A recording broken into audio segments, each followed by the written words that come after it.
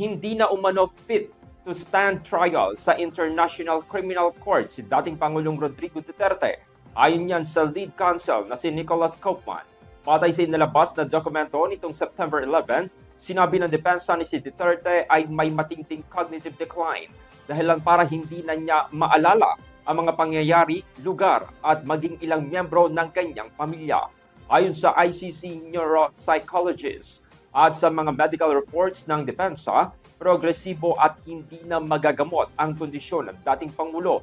Dahil dito, hindi na raw makapagbibigay ang dating Pangulo ng malinaw na instructions sa kanyang mga abogado o makapagsasalaysay kaugnay ng mga kaso laban sa kanya.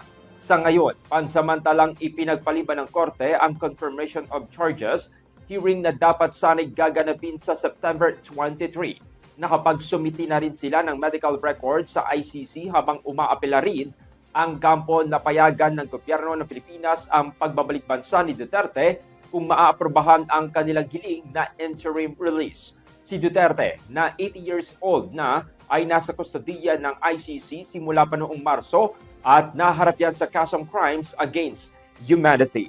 Good morning,